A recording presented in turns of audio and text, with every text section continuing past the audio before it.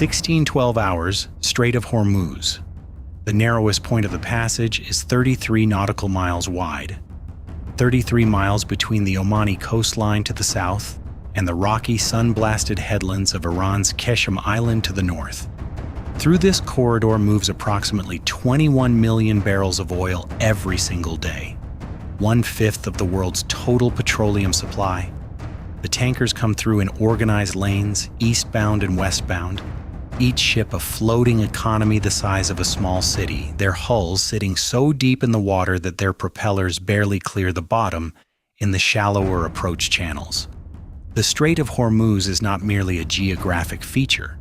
It is the jugular vein of the global energy market, and Tehran has understood this fact for decades and has spent those decades constructing an elaborate military architecture designed to convince the world that it can sever that vein at a time of its choosing.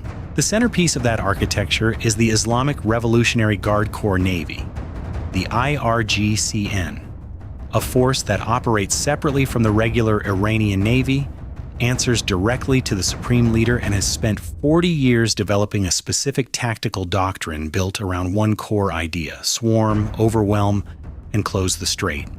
The IRGCN operates hundreds of small, fast attack craft, fiberglass-hulled speedboats capable of 50-plus knots armed with rocket-propelled grenades, heavy machine guns, and in the more capable variants, anti-ship missiles and torpedo tubes.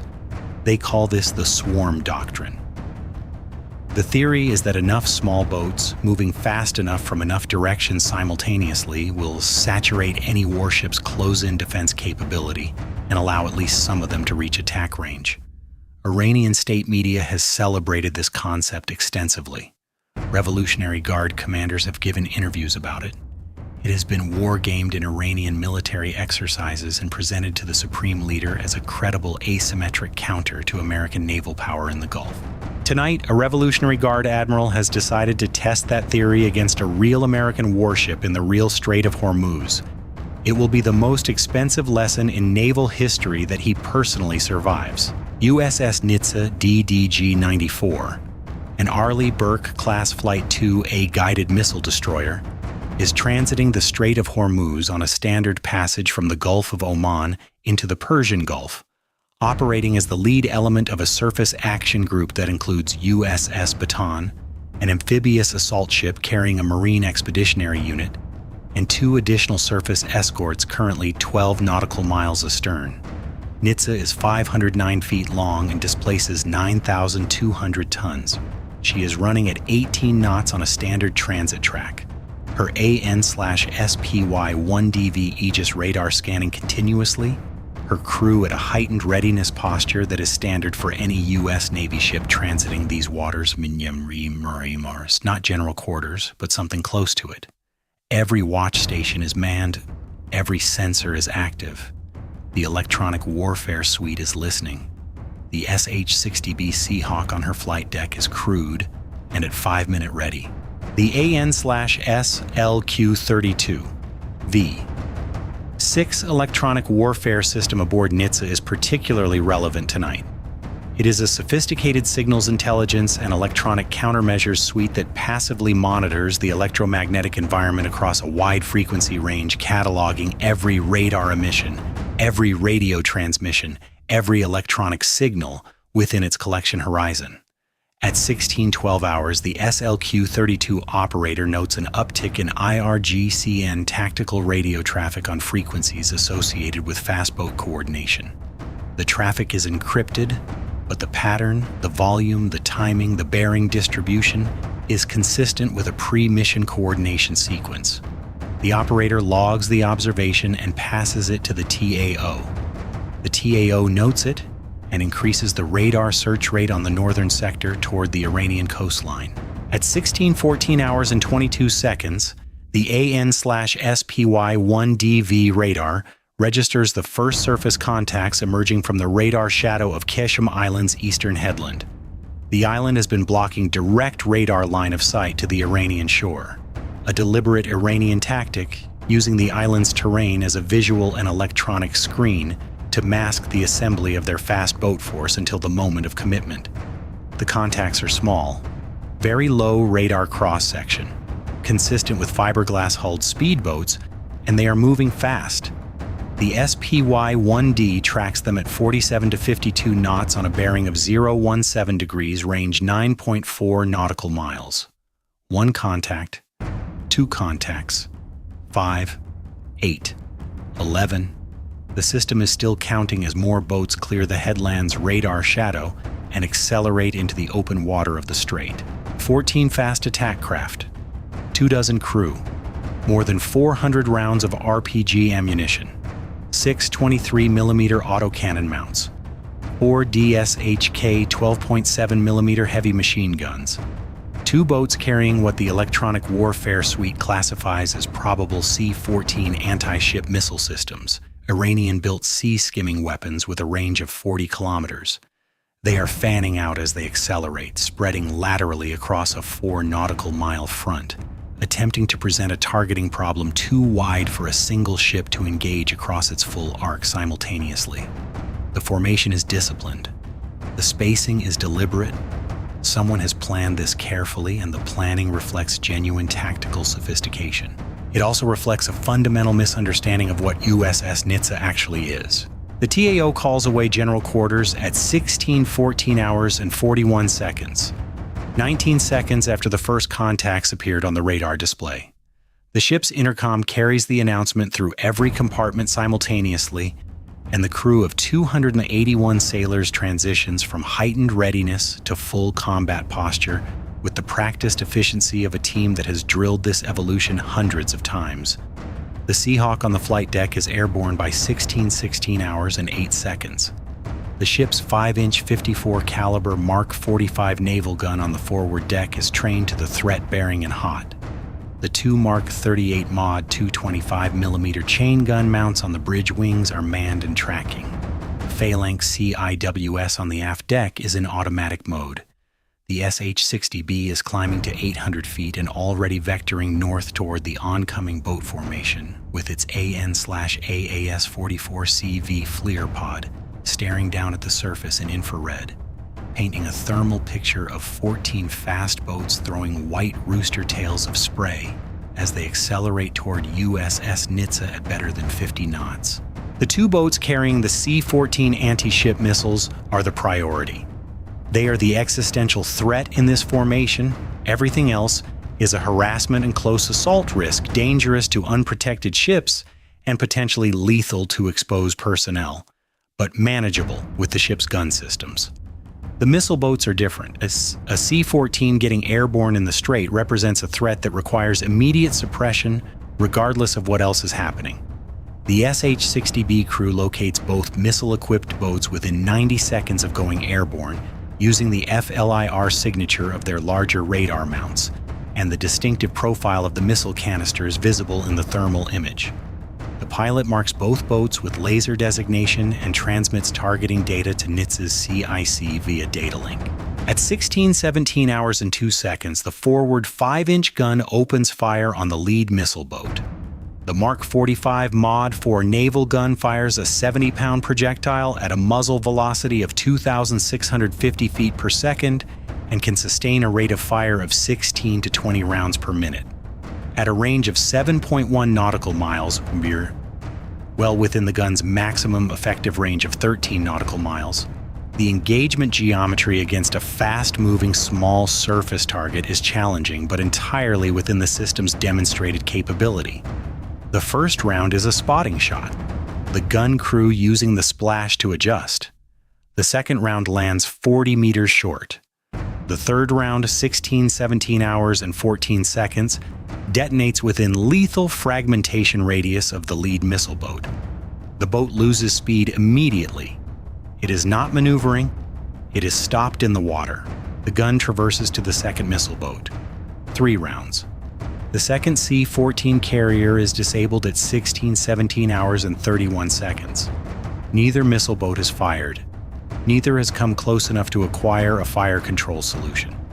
The most capable weapons in the IRGCN formation have been neutralized in 29 seconds of accurate naval gunfire from a platform the Iranian fastboat crews have never come within 5 nautical miles of.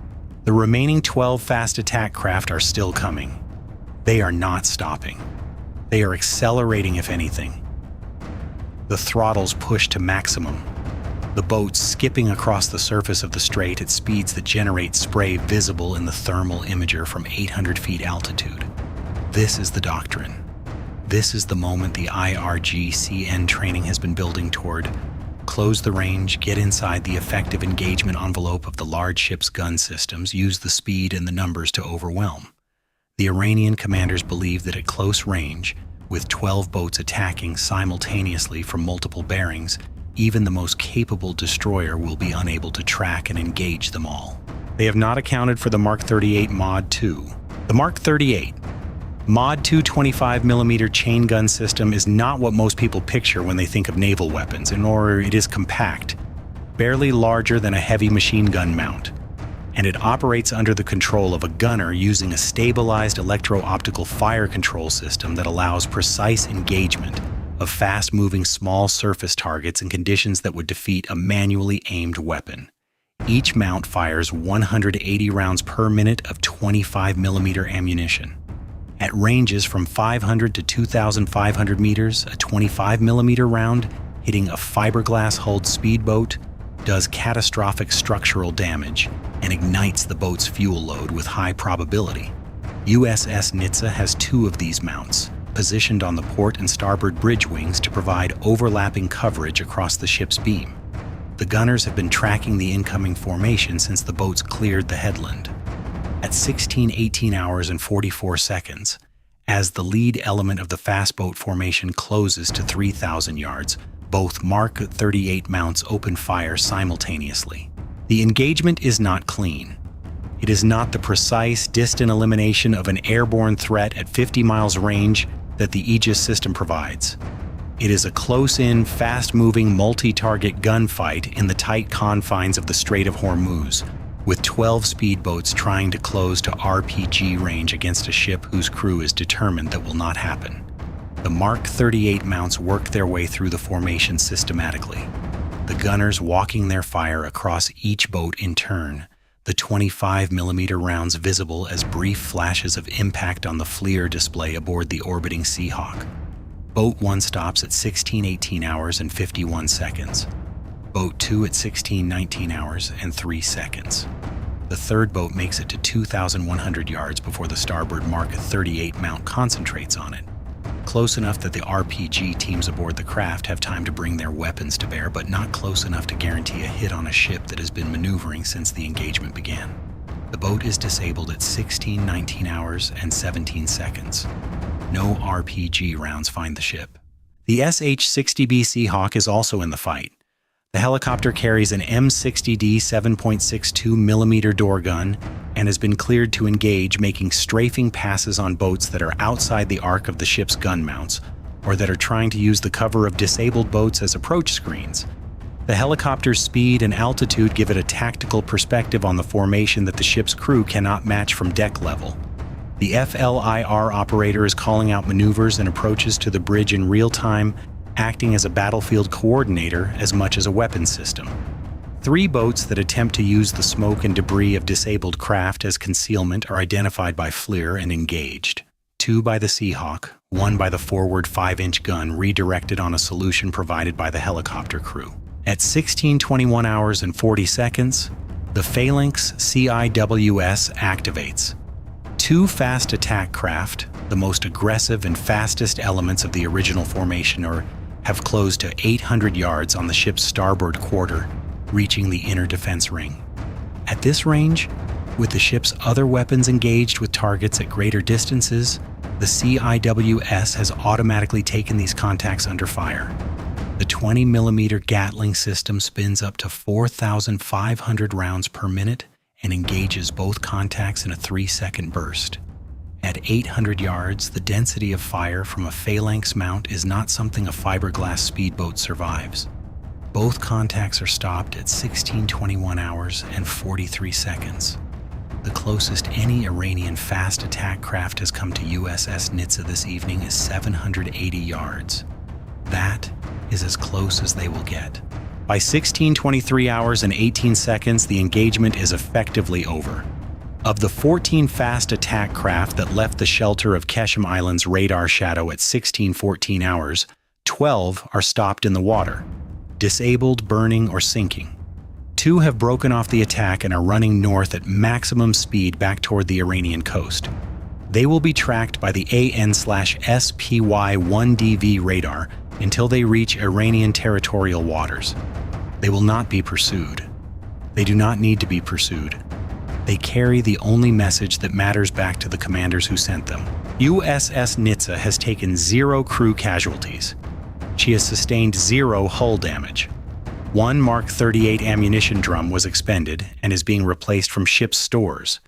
The forward 5-inch gun requires a barrel temperature check before it can resume firing, standard procedure after a sustained engagement. The SH-60B is returning to the ship for refueling. The entire engagement, from first radar contact to last weapon fired Rasan Skuros in a full, lasted 9 minutes and 1 second. In the water behind Nitze, the strait is scattered with the debris of the IRGCN swarm doctrine, made real and defeated comprehensively. Burning fiberglass, overturned hulls, the white rooster tails of the 2 retreating boats diminishing toward the Iranian shore.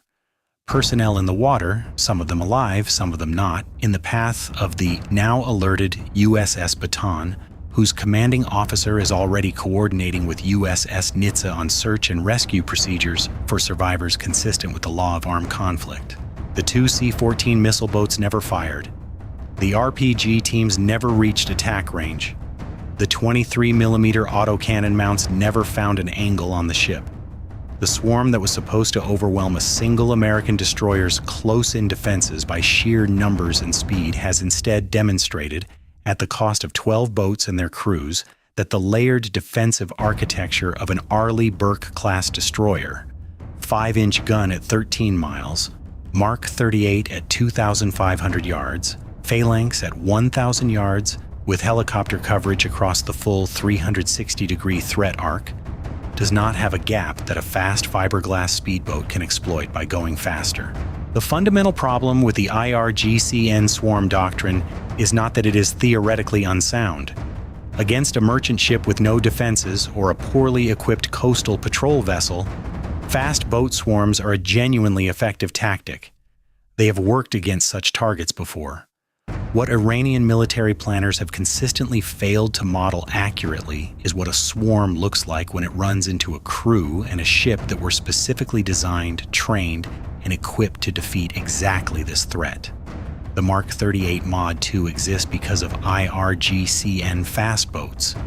The SH-60B surface engagement procedures exist because of IRGCN fast boats. The layered engagement sequence that the Nitze crew executed tonight, gun at distance, chain gun at medium range, phalanx at close range, helicopter filling the gaps, was refined through hundreds of simulations and exercises run against exactly the threat the IRGCN presented tonight. There is nothing the Iranian planners put in the water tonight that the U.S. Navy had not already modeled, rehearsed, and built a counter to. In Tehran, the Revolutionary Guard Command will need to answer for what happened in the Strait. 14 fast attack craft committed. 2 returned. The C-14 missile boats, the most expensive assets in the formation, the weapons that were supposed to force the American ship onto the defensive before the close-in swarm arrived, were disabled by naval gunfire before either could achieve a launch solution. The mission that was supposed to demonstrate Iranian capability to close the Strait of Hormuz has instead demonstrated the precise limitations of the IRGCN's swarm doctrine against a prepared and professional opponent. State television will not cover this. The Revolutionary Guard's media arm will release nothing. The Supreme Leader's office will issue a statement about unspecified naval exercises demonstrating the Islamic Republic's readiness to defend its waters, and the conversation in Iranian official media will move quickly to other topics. The 2 boat crews who made it back will debrief in classified facilities. The commanders who ordered the attack will have their own conversations in private about what the engagement data actually shows. What it shows is this: USS Nitze transited the Strait of Hormuz, was attacked by 14 IRGCN fast attack craft, in a coordinated swarm assault that represented the full execution of Iran's primary asymmetric naval doctrine, defeated that assault completely in 9 minutes without a single American casualty, and continued her transit into the Persian Gulf on schedule. The Strait of Hormuz is open. The oil tankers are moving. The sea lanes belong to no one nation, and the United States Navy intends to keep it that way. The IRGCN sent everything it had at a single American destroyer tonight. The destroyer noticed, responded, and moved on. Bye for now.